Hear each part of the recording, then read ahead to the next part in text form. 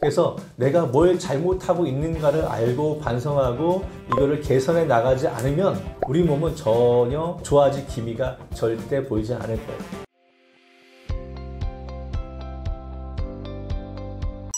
잘못된 자세가 우리 몸에 어떤 영향을 미칠까요? 우리 몸은요, 아주 모든 관절이나 뼈나 근육들이 자기 역할이 다 있는데 기본적으로 우리 몸은 근육이나 뼈나 이런 관절들이 다 우리 몸의 그 체중이라든지 무게를 잘 지탱해주는 그런 구조물이에요. 자, 이제 골반이나 척추가 있죠. 그러니까 우리 배로 얘기한다, 배. 돛담배. 어떻게 돼 있어요? 배가 있고 돛이 있죠. 이 돛이 우리 몸의 척추라고 보시면 그 돛을 탄탄하게 반듯하게 유지시켜주는 게 뭐예요? 밧줄이죠, 밧줄. 그죠? 밧줄이 바로 우리 몸의 돛을 양쪽에서 탄탄하게 잡아줘야 되는데 그게 바로 근육이에요. 근데 어떤 근육이 하나가 밧줄이 약해지거나 아니면 너무 강하게 매면 돛이 어떻게 돼요? 기울어지죠? 기울어지죠? 돛이 반듯해야지 배가 반드시 가고 바람이 불었을 때 바람도 잘 막아주고 하면서 배가 기우뚱기우뚱하고 잘 나가게 하는 것처럼 우리 몸은 중심 축이 척추가 있으면 그 주변에 밧줄과 같은 근육들이 코어 근육이라고 하죠. 척추를 딱 잡고 있는데 어떤 근육이 하나가 약해지거나 아니면 너무 경직이 돼버리면 이 척추가 무너지게 돼 있어요. 그럼 척추가 무너지면 어떻게 돼요? 틀어지면 우리 몸에서 양쪽에서 밸런스를 잡고 있는 고관절, 무릎, 발목 이런 관절들이 한쪽으로만 스트레스가 많이 걸리면서 결국에는 만성적으로는 관절염이 한쪽으로만 쉽게 올 수도 있는 거죠. 그리고 척추가 틀어지면 결국에는 한쪽으로 디스크가 밀려서 신경을 누르는 추간판 탈출증 이런 것들이 오게 되고요. 그런 것들이 오래 진행이 되면 우리가 흔히 얘기하는 나이가 들어서 퇴행이 빨라지는 협착증이라는 증상이 오게 됩니다.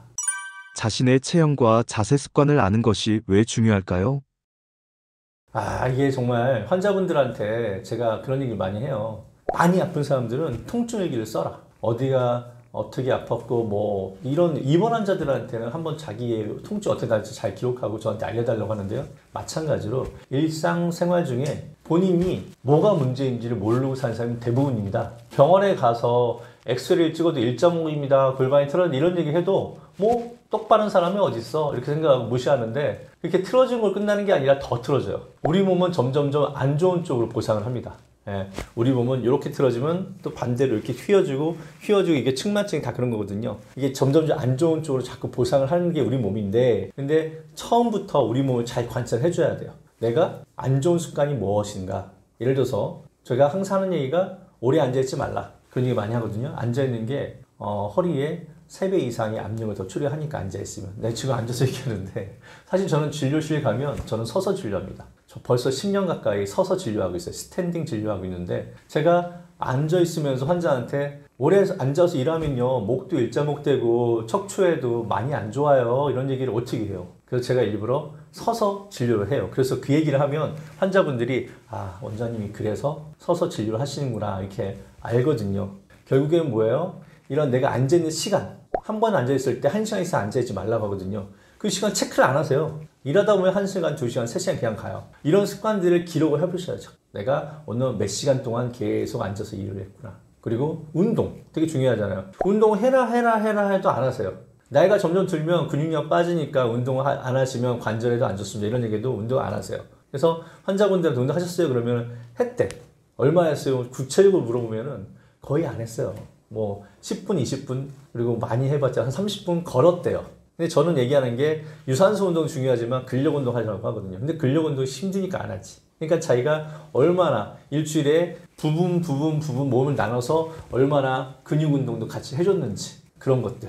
그리고 음식 같은 거, 술 이런 것들. 술자리 많잖아요. 술도 너무 많이 자주 드시면 근육이 경직되고 염증이 더 심해져요. 우리 몸에서. 그래서 술도 많이 줄여야 되는데 뭐 물어보면은 뭐 어쩔 수 없이 마셔야 되고 뭐 다 그런 식이에요. 관절이 안 좋은 운동 많잖아요. 테니스, 골프, 편측 운동 다 안 좋은 거예요, 우리 몸에. 그런데 불구하고 재밌으니까 하잖아요. 양측성 운동은 재미가 없죠. 그래서 안 하고. 그래서 항상 제가 피트니스도 같이 하세요. 편측 운동을 하지 말고 이렇게 해도 맨날 골프 치러 가고 테니스 치러 가고 하시는데 그런 것들로 자기 생활 습관을 계속 기록하셔야 돼. 그래서 내가 뭘 잘못하고 있는가를 알고 반성하고 이거를 개선해 나가지 않으면 우리 몸은 전혀 좋아질 기미가 절대 보이지 않을 거예요. 이런 것들이 상당히 중요한데 사람이 항상 하던 거에 익숙해져 가지고 바꾸려고 생각을 하지 않습니다. 운동도요, 최소한 6개월 이상은 해줘야지만 몸이 운동을 안 하면 해야 되는데 불안해서 하는 그런 좋은 습관이 길러지는 거지. 그냥 좀 한 달 하고 나서 힘들어서 이제 못하겠네. 그럼 다시 원래대로 가는 거예요. 항상 사람은 익숙한 대로 가는 거거든요.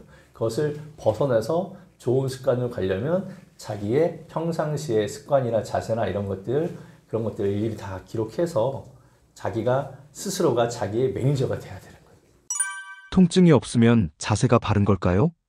통증이 없다? 본인이 통증이 없다고 해서 본인은 건강하다 생각하시면 안 돼요. 한의학에서는 미병이라고 해요. 미병이 뭐라고 하냐면 아직 병이 나타나지 않았을 때의 단계를 미병이라고 하는데 그때는 사람들은 잘 몰라요. 병리적인 기준이 오기 전 단계이기 때문에.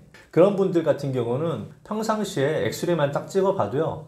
골반 틀어져 있고 다리 한쪽이 짧고 턱관절도 한쪽 틀어져 있고 일자목이고 측만증 있고 이런 분들 많거든요. 어떻게 보면 내부 장기가 기능이 많이 좀 떨어지고 있는 상태도 밑병이 될 수 있겠죠. 증상은 아직 안 나타났으니까. 하지만 이 척추 관절도 이렇게 몸이 밸런스가 깨져 있는 상태는요. 본인은 몰라요. 항상 그런 식으로 했기 때문에. 근데 가끔씩 여러분들 보세요. 뭐 PT를 받는다든지 이런 데 가시면 어때요? 선생님이 딱 보더니 이렇게 틀었는데 그러면 그때 알아. 나는 괜찮는데 왜 내가 뭐가 틀었다는 거지? 그래서 여러 가지 기계를 통해서 막 분석을 해주잖아요. 그죠? 그때 알죠. 근데 사실 그렇게 안 해도 그냥 거울에 딱 서서 차렷 타고 본인의 어깨 높이만 보세요. 어느 쪽으로 이렇게 틀어져 있는지. 거울에 가서 맨날 거울 보잖아요. 뭐 여자분, 남자분. 그러면 코 여기 라인을 딱 중심으로 해서 이 턱 관절이 어느 쪽으로 틀어져 있는지도 한번 보세요. 이쪽이 커 보이고 작아 보이고. 누구나 한쪽 틀어져 있거든요. 그리고 입을 크게 벌렸다가 천천히 닫아보세요. 그러면 딸칵. 이분도 목이나 이런 데가 안 좋아서 생기는 보상 자국에서 균형이 깨지고 있는 상태예요. 근데 본인은 모르죠. 일상에서 그냥 의식을 안 하고 살았기 때문에 병으로 진행이 안 됐지만 우리 몸에 불균형이 있는 상태, 그런 상태를 미리미리 본인의 스스로 몸에 대해 관심이 많으면 거울이라든지 그런 걸 보면서 볼 수 있고요. 그리고 병원에 가셔서 그냥 엑스레이 찍으면 나와요. 그러면 내가 이렇게 안 좋구나. 특히 성장기 애들 같은 경우는 어머니가 초등학교 때 병원에 많이 데려오세요. 미리 엑스레이 찍어서 측만이 진행되고 있는지 확인을 하세요. 그래서 측만 각도가 심해지기 전에 미리 오셔가지고 관리를 받는다고요. 추나 치료라든지 운동이라든지 이런 것들을 병원에서 관리를 하신다고. 그래서 그렇게 미병 상태, 병으로 아직 가지 않은 상태에서 병원에서 예방을 하고 자기 몸에 대해서 스스로가 잘 관찰하면은 충분히 다 본인의 문제점을 통증이 없더라도 발견해낼 수가 있습니다.